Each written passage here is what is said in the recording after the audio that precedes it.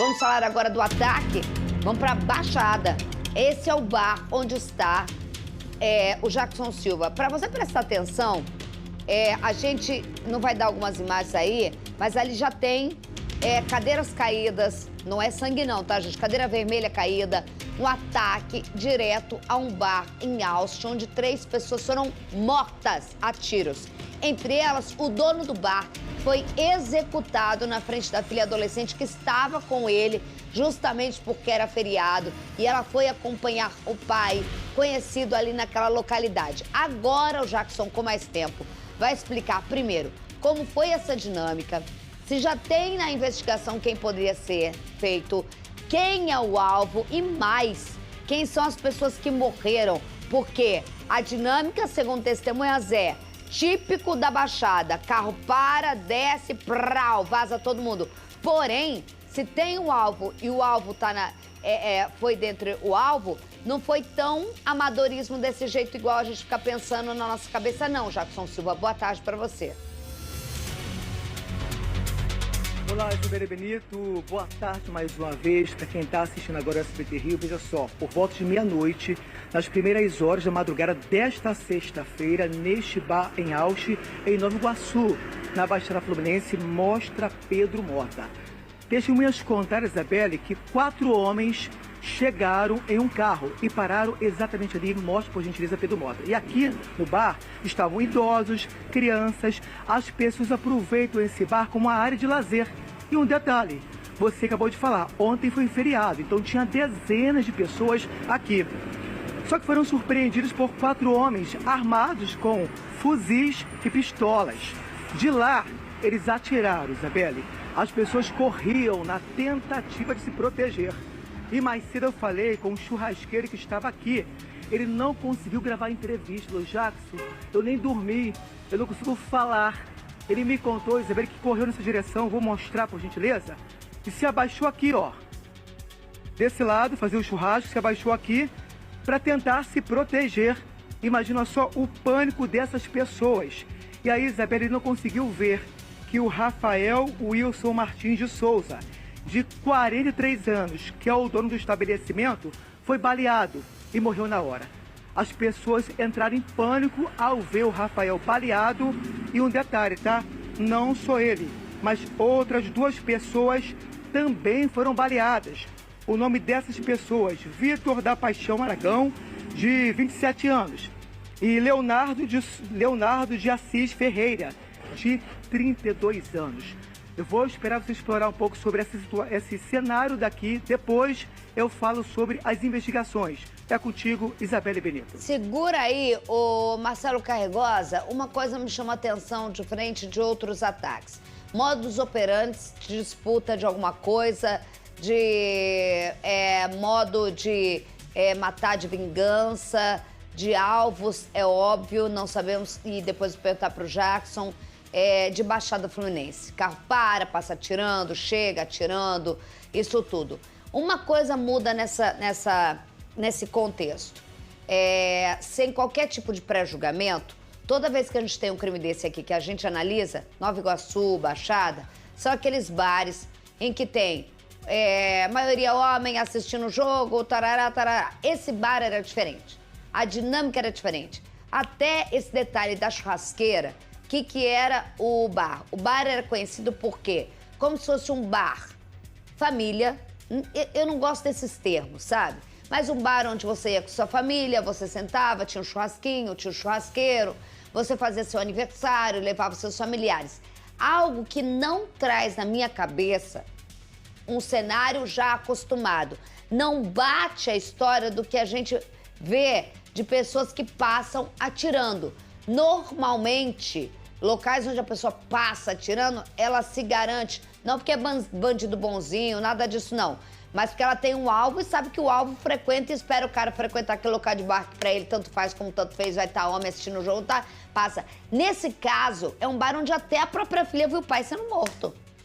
Assim, quando a gente tá falando de Baixada, subúrbio, esses bares, assim, provavelmente o pessoal de casa sabe bem, assim, questão de, assim, opções de lazer e de sociabilidade nesses locais são reduzidas. Então, o que você faz num fim de semana, qual o grande lazer desses locais? É frequentar a igreja. Quem não é pessoa religiosa? Esses bares. Então, esses bares, na verdade, eles são locais que recebem... Pontos sociais. Pontos sociais que recebem toda a comunidade. Então, quando você passa por esses bares, é basicamente, como você falou, churrasquinho do lado de fora, as pessoas sentadas em cadeira, com criança, às vezes botam até pula-pula para criança, para a pessoa levar a família. Isso, a gente viu o tiroteio aquela vez com pula-pula de criança. Porque é o local que a família fica o dia inteiro ali, as famílias ficam socializando. Então, é um ponto de sociabilidade. Aí vamos supor que a gente a gente não é SBT Rio, a gente é SBT Paris. Se você vai noticiar em Paris, Europa, um caso de pessoas armadas abrem fogo num bar cheio de famílias, você chamar isso de quê? Terrorismo, que é o que a gente já viu outras vezes e foi uma vez, virou até documentário. Jackson Silva, agora isso que está encafifando.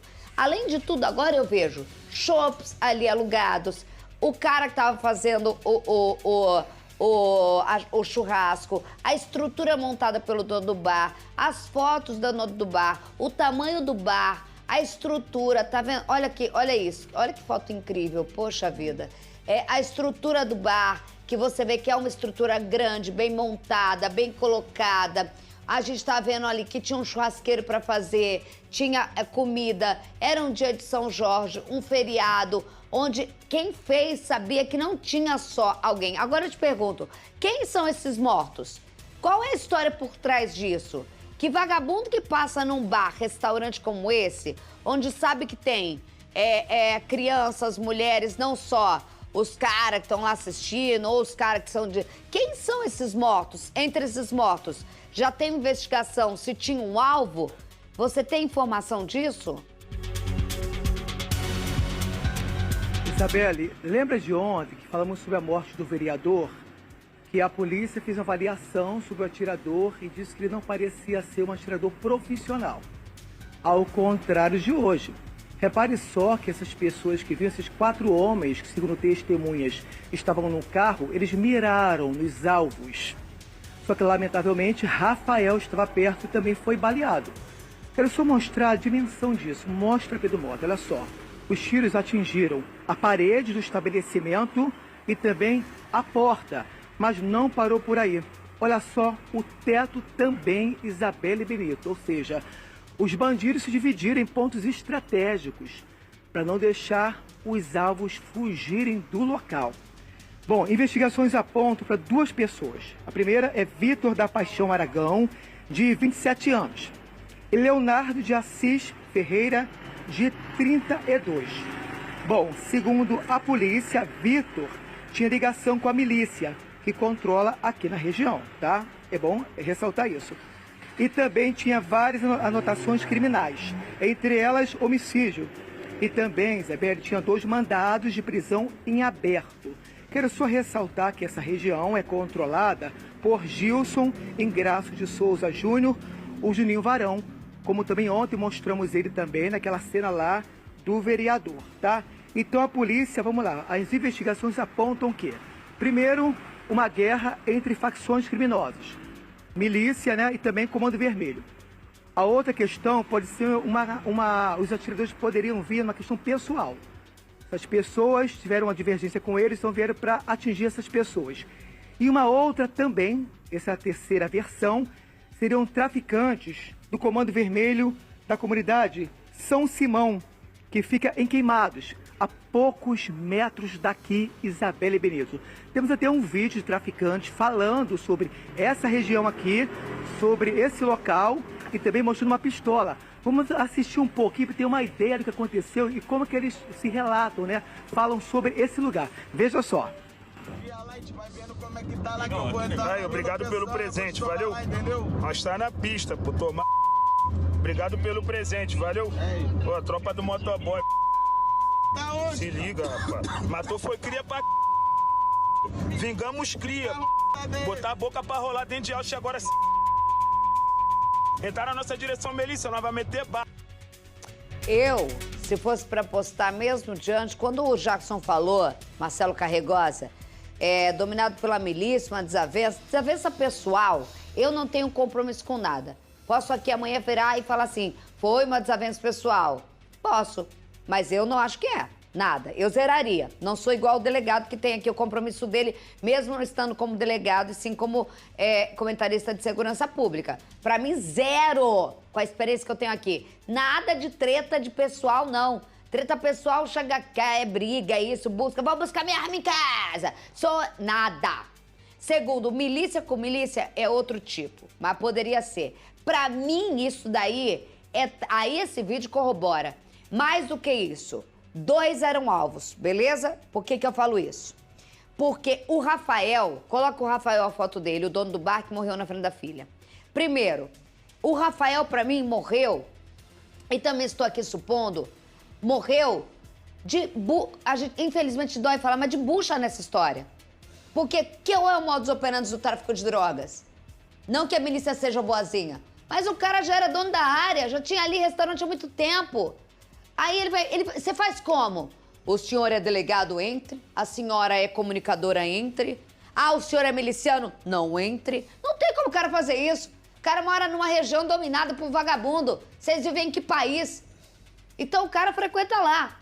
Então tá os 2 caras lá que eram alvos, pra mim. E pra mim eram alvos do Comando Vermelho, que tava disputando a região. Tanto é que tem o vídeo depois. Passando os cria, tropa do motoboy, tropa de não sei o quê, puxando saco agora de... Agora começam a gravar vídeo puxando saco de chefe de tráfico, que quando você for defender, você vai ser o primeiro a tomar tiro no lugar dele, seu babaca. Segundo ponto, perdão pelo babaca, porque eu não posso nem falar babaca. Segundo ponto, aí, o Carregoso, que leva mais crer, a morte do Rafael. Porque os caras descem, tem os 2 alvos, ok? A milícia não mataria o Rafael. Então, a milícia até poderia, eu sei que ninguém quer defender aqui. Mas isso é coisa de traficante, sabe por quê? Traficante, quando quer dominar a área, ele mata o comerciante, porque ele fala, vamos mostrar pra essa população. Ele deixava o miliciano aqui, frequentava aqui, ele vai morrer também. Tanto é que não tem ninguém além dos 3 mortos, Rafael, Marcelo Carregosa, ninguém. Tem o Rafael, que é o dono do bar, que pra mim... tava lá, só foi morto por ser dono do bar, como tantos outros aconteceram em Jacarepaguá, e os 2 alvos que eram milicianos, que eram inimigos de quem? Do Comando Vermelho. Então, eu acho que o dono do bar foi como você falou, de bucha, concordo com você. E porque eu tenho essa análise, e aí eu vou explicar, voltando com a questão de instinto humano. Quando um criminoso vai fazer esse tipo de ataque, ele tem algumas preocupações. Reduzir o risco de prisão, dele ser encontrado, e o risco de um contra-ataque. Se ele está indo para uma área que é de outra facção, ele tem o risco do contra-ataque. Se ele fosse para uma execução do dono do bar, qual a probabilidade de ter um contra-ataque do dono do bar? Baixíssima. Então, o criminoso ele consegue ter mais precisão na ação dele. Em que aspecto? Eles vão sair do carro, eles vão até o sujeito, matam ele e volta, porque ele sabe que tem menos risco dele sofrer um contra-ataque. Quando ele está indo fazer um ataque, que ele sabe que do outro lado também pode ter facção criminoso armado. Ele vai abrir mão de uma precisão para ganhar velocidade e reduzir o risco de contra-ataque. Então, como vai ser esse tipo de ação? Eles vão sair e abrir fogo. Ah, mas tem uma outra coisa que eu vou trazer o Jackson Silva, que é o modus operandi do Comando Vermelho em Jacarepaguá, que é você matar figuras conhecidas para impor poder. No caso do Rafael era muito conhecido não só por investir nesse comércio, por uma pessoa que começou do nada, já começou a ter comércio, era conhecido, andava por todo mundo, conhecia todo mundo e tinham outros investimentos aí na região. Era um comerciante, assim como outros que foram vítimas de tráfico de drogas em Jacarepaguá, pelo simples fato de ter a assinatura lá de quem manda aqui, porque a gente mata até o comerciante que se deu bem, que todo mundo gosta. Quero ver o que vocês vão fazer comigo. Pra mim foi isso que o Rafael morreu. O Rafael é uma pessoa muito conhecida aí. Isabela, a gente apurou com as pessoas daqui que, de fato, pela apuração, conversando com os moradores, a gente conseguiu ver que Rafael foi vítima do poder paralelo. Inclusive, as pessoas falaram que ele foi nascido e criado aqui. Tem uma ideia, olha só, tem vários comércios aqui, mostra Pedro Mota, dele e também da família dele. Ele nasceu, ele estudou, criou o comércio e conseguiu crescer aqui no bairro, aqui em Nova Iguaçu, Isabela, aqui em Auchi. Só que, além disso, ele conseguiu crescer também com outros comércios na região. E, segundo as pessoas, Rafael era uma pessoa do bem e também ajudava muitas pessoas que moram aqui. Só que um detalhe, tá? Pela manhã, gravamos a reportagem, mas vimos também algumas pessoas falando, olha só, Rafael era inocente, não gravamos, tá? Com essas pessoas, mas falaram o seguinte, isso não vai ficar assim. Ou seja, algumas pessoas que controlam a região fizeram ameaças a quem matou o Rafael. O local está patrulhado, mostra Pedro Motos, policiais estão em pontos estratégicos, tá? Nessa região. Portanto, nossa equipe está aqui mostrando a realidade, mas com total segurança. Eu volto contigo, Isabelle Benito. Com total segurança, que eu já tenho informação que você precisa dar um tempo para falar com a DH da Baixada. Eu vou te liberar neste momento, volto contigo daqui a pouquinho, tem a reportagem e assim... É bem provável que o que a gente comentou aqui é a linha de investigação, tá? E, infelizmente, é isso que acaba. E mais do que isso, né? O contexto por trás, você vê a história. O Rafael gravava vídeos, a filha dele gravava os vídeos dele, mostrando os espetinhos do dia. Sabe, você vê... Para não falar outra palavra, porque não podemos falar... É difícil, né? A realidade de quem ainda morava, nasceu, criado. Olha lá, ó a imagem aqui, ó. Ele morreu na frente dessa filha que ajudava ele na rede social dos comércios. Vou te contar. Vamos voltar a falar da Noite de Terror em Nova Iguaçu, que o Jackson está acompanhando. Para quem pegou o bonde agora, a gente traz a informação. 3 pessoas morrem num ataque a um bar. Tudo acontecendo, mais uma vez, São Jorge, família ali. 2 pessoas, segundo as investigações, eram alvos dos bandidos. O dono do estabelecimento provavelmente morreu por ser dono do estabelecimento. A reportagem completa é de Jackson Silva. O ataque aconteceu neste bar em Auchi, em Nova Iguaçu, na Baixada Fluminense. Esse vídeo mostra mesas e cadeiras reviradas, logo após o terror. Moradores ficaram assustados. Foi um pânico, era muita gente gritando, chorando, era mesa, era cadeira, porque o bar estava cheio ontem. O crime aconteceu por volta de meia-noite. Testemunhas contaram que 4 homens, armados com fuzis e pistolas, chegaram em um carro e pararam exatamente ali e atiraram. Adultos e crianças entraram em pânico. Um churrasqueiro que estava aqui se abaixou na tentativa de se proteger dos tiros. Era possível ver as marcas da violência nas paredes, na porta e no telhado. 3 pessoas morreram, entre elas o dono do estabelecimento, Rafael Wilson Martins de Souza, de 43 anos. Ele foi baleado na frente da filha adolescente. Eu conheci a mãe dele, a Deusinha, a mãe dele. Ela estava, né, estava grávida do Rafael, ela estava de barriga, então ele como fosse um filho, sabe, muito... Eu estou abalada, não consegui dormir ainda, estou acordada, não consegui. A Delegacia de Homicídios da Baixada Fluminense apura o caso. Imagens de câmera de segurança podem ajudar a esclarecer. As investigações apontam que os atiradores tinham como alvos Leonardo de Assis Ferreira, de 32 anos, e Vitor da Paixão Aragão, de 27. Vitor tinha 2 mandados de prisão em aberto e várias anotações criminais, entre elas por homicídio. Segundo a polícia, ele também tinha ligações com milicianos. O Rafael era muito querido por todos. A gente trabalhei nesse bar há 5 anos com ele aí. Esse bar aqui ficava muito cheio, muito lotado. Eles foram só para pegar os outros 2. Infelizmente, o Rafael estava no meio, morreu. A região é controlada pela milícia de Gilson Ingrasso de Souza Júnior, o Juninho Varão. Mas também é disputada por traficantes do Comando Vermelho. Entraram na nossa direção, milícia, nós vamos meter bar. Para quem mora aqui, fica a saudade de mais um inocente vítima do poder paralelo. O rapaz trabalhador, né? Trabalhador, não tinha inimigos, né? Sempre se dava, né? Com as pessoas. Chato, né? Chato. E quem sofre é a mãe, né?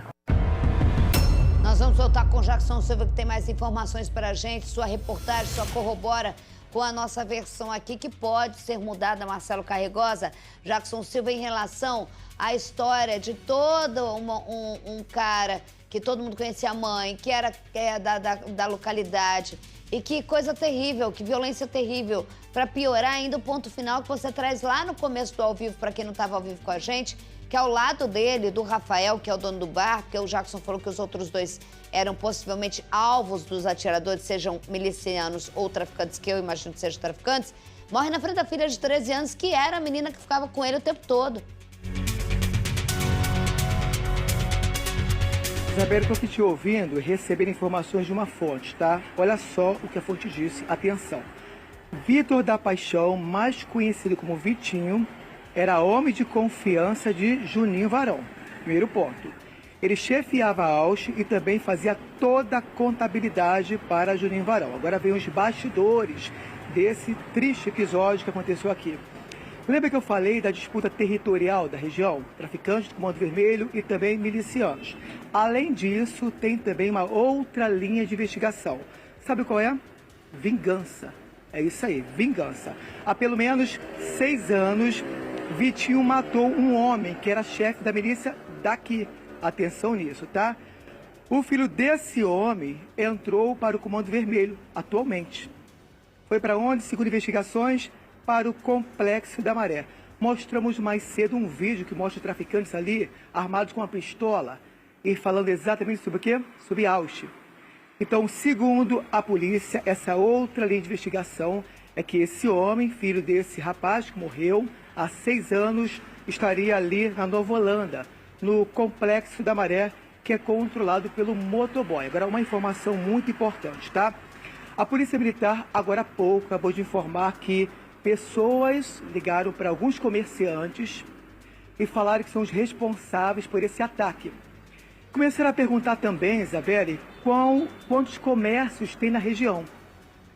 E ameaçaram esses comerciantes, cobrando inclusive taxas, ou seja, já se intitulam como chefe dessa região. Ou seja, a polícia está investigando se traficantes de fato invadiram essa região após matar o Vitinho. E eu volto contigo, Isabelle Benito. Olha, Jackson, não vou ser aqui a doida de ficar também falando, subestimando o vagabundo, mas também tem muito oportunista na história, Marcelo Carregosa. Não, concordo. Né? Tem muito oportunista. Ah, vamos lá agora só porque... Não, vamos botar o terror no comerciante agora, porque todo mundo tá apavorado. Assim, tudo que falasse O Brasil é um buraco, às vezes, parece sem fundo, ao ponto que você vê que, assim, quando você já tem uma tragédia, tem bandido aproveitando da tragédia. É muito comum em determinadas áreas grupos de estelionatários se passarem pela organização criminosa local, ou seja, os caras aplicam golpe nos próprios criminosos para extorquir os comerciantes da área. Eu sei porque isso era muito comum, por exemplo, a gente tinha investigações disso na época da Tijuca, que comerciantes da Tijuca recebiam ligações se passando pelo tráfico da Tijuca, extorquindo eles, e na verdade não era tráfico, era estelionatário se passando por traficante. Em área de milícia também acontece isso. Carregosa. Ou seja, na Tijuca, os caras são extorquidos 2 vezes.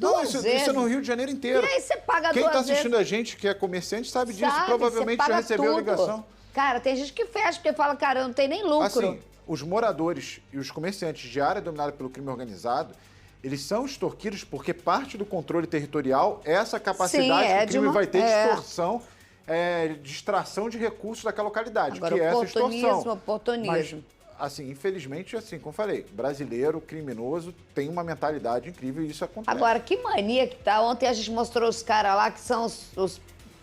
Não tô falando aqui dando qualquer contexto para vagabundo, mas os caras fazem aquela execução e começam a entrar, doca. O doca nem sabe o que é você. Se você estiver na linha de tiro, você vai ser o mero vaporzinho, vai ser o primeiro a morrer. Agora, o outro entra e começa a falar, os cria, aliás, motoboy é o Jackson, tá? Porque o Jackson uma vez, cadê a cara do Jackson? O Jackson uma vez fez uma série, a carinha dele. Eu nem sabia da série, ele editava sozinho essa série, produzia sozinho essa série, pra ninguém pegar, tudo fonte dele. Aí lá vai eu, quem? Bota a cara do Jackson, tira do motoboy daí. Bota a cara do Jackson. Aí vai eu, bonitona lá, bonitona não, quero um pouquinho mais nova, não tô querendo dizer isso, mas vou eu lá, atenção, exclusivo, tal. Aí o que os caras ficaram bravos? Comigo. Eu não sabia de nada. Ele que mostrou o motoboy pela última vez. Aí agora os caras entraram e começaram, os cria, vingança no motoboy. Só falta agora... Jackson, você ri na hora, eu chorei, você ficou com... Jackson, tu ia ter. Olha, Jackson, eu sou uma mãe pra criar, hein, Jackson? Jack, qualquer informação você volta aí, ó, direto aí, ó. Pelo amor de Deus, eu li suas palavras. Beijo, meu amor. Ó, qualquer coisa eu volto contigo, qualquer coisa o Jackson sempre descobre uma coisa a mais. É uma câmera que ele cata ali, é uma filmagem, né? Alguém manda alguma coisa pra ele. Esse telefone dele aí, ó, agora tem uma capinha nova, tá de capa nova ele.